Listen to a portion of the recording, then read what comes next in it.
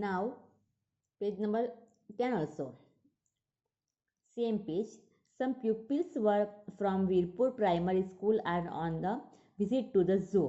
Veerpur Primary School na students એ ઝૂની visit એની મુલાકાતે ગયા. They are મિસચીવિયસ, એ લોકો મિસચીવિયસ કરતા હતા, એ લોકો મિસચીવિયસ એટલે તોફાન કરતા હતા. Advise them according to the given situation, એ સિચ્યુએશનમાં તમારે એને સલાહ આપવાની છે. You write down here. Pupils throw garbage on the road. So they should not throw garbage on the road. આપણે આગળ શીખી ગયા ને શુડ ક્યારે, કમ્પલસરી તે વસ્તુ કરવા માટે શુડનો યુઝ કરવાનો. Some pupils are making loud noise. They should not make loud noise. A pupil is teasing the animals. He should not tease the animals. Some boys are feeding the monkeys. They should not feed the monkeys.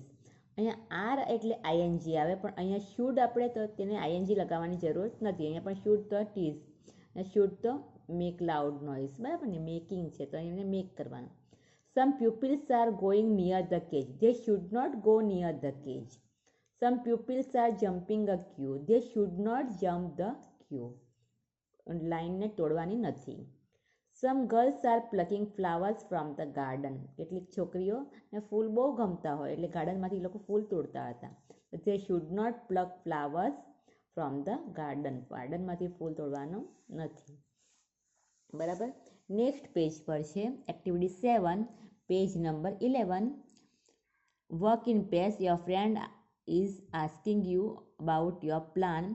You have some ideas but you are not sure. Choose the words from the list and write sentence with I may. એટલે મને કદાચ, હું Sunday rice T shirt by bus go on a picnic. આ વર્ડ્સનો use કરીને તમારે આ complete કરવાનું છે. એક્ઝામ્પલ કે where are you going for your holidays. I am not sure. I may go to Simla. I may, કદાચ હું સિમલા જઈશ. How will you go there by bus or a car. I may go by car. I may go by, એટલે સંભવિત, કદાચ પરવાનગીનો ભાવ, એમાં કદાચ પરવાનગી મળે તો એને સંભવિતતા છે, હને, એમાં કદાચ થઈ શકશે આવું એમ. એના સેન્ટેન્સ છે what are you doing at the weekend. I may watch a movie. Watch a movie, I may on food, તો I may go on a food. પછી રાઈસ એન્ડ દાલ, તો I may take rice and dal. Jeans and T shirt, I may buy jeans and T shirt. Next Friday, I may go next Friday. એ રીતના words use કરીને તમારા sentence complete કરવાના છે. Okay, thank you.